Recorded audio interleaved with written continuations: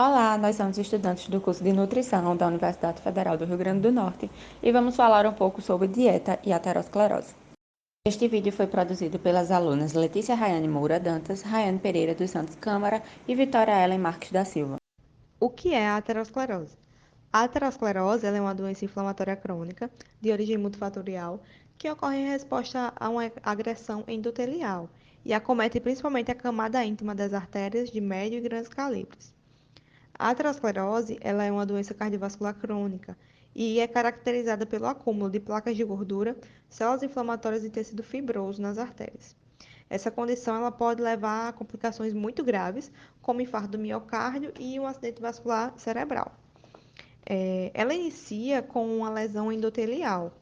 Então, muitas das vezes ela começa com danos ao endotélio, a camada interna das artérias, e essa lesão ela pode ser causada por fatores diversos, como a pressão arterial elevada, tabagismo e diabetes. Logo em seguida, ocorre a inflamação. As células inflamatórias, como os monócitos e macrófagos, elas são atraídas para essa área lesionada e elas engolem os lipídios e formam células de espuma, que é um componente essencial das placas ateroscleróticas. Logo em seguida, ocorre a formação das placas, onde vai ocorrer o acúmulo contínuo de lipídios, células inflamatórias de tecido fibroso e formam as placas ateroscleróticas.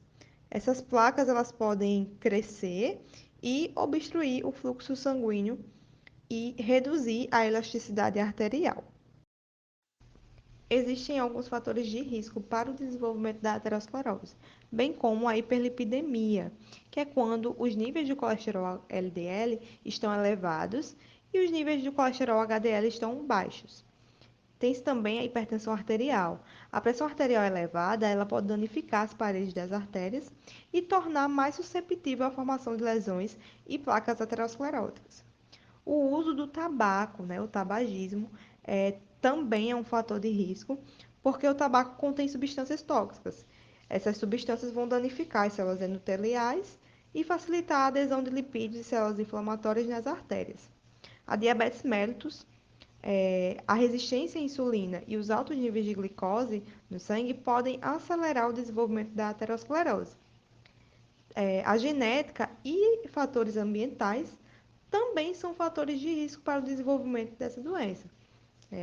A predisposição genética, onde alguns indivíduos têm uma predisposição genética para a aterosclerose e torna mais susceptível aos fatores de risco.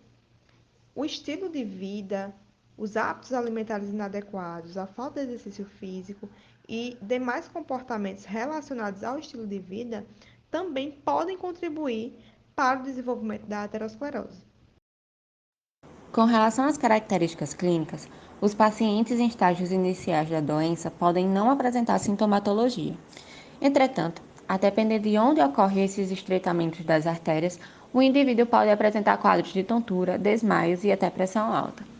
Dessa forma, por ser uma doença silenciosa, alguns pacientes descobrem quando é acometido por algum problema cardíaco, como o infarto do miocárdio ou outras patologias.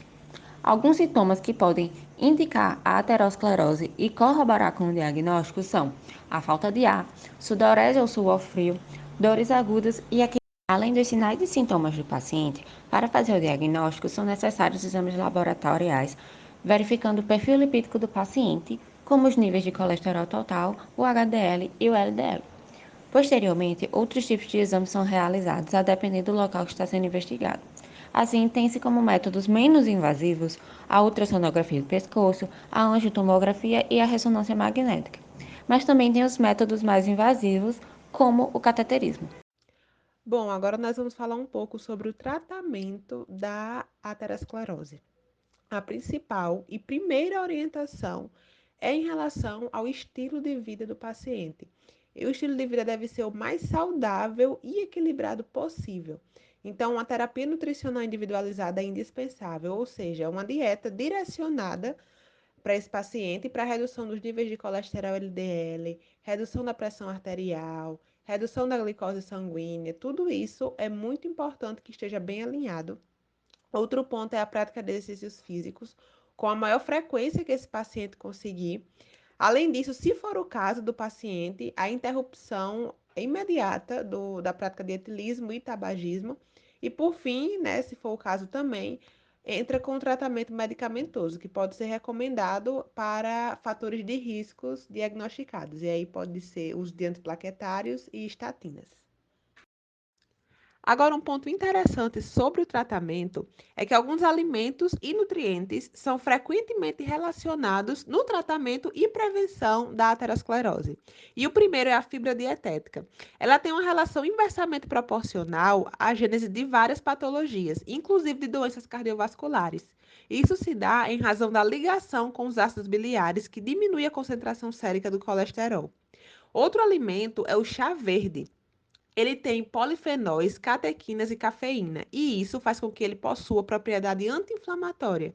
E além disso, os polifenóis que estão contidos no chá verde, eles auxiliam no controle do apetite, na regulação negativa de enzimas, envolve o metabolismo lipídico hepático e a diminuição da absorção de nutrientes sob a influência do sistema nervoso simpático. Por fim, a semente de linhaça, ela também possui alguns componentes importantes para a patologia, como óleo com ômega 3 e fibras solúveis, que nós já falamos também, né?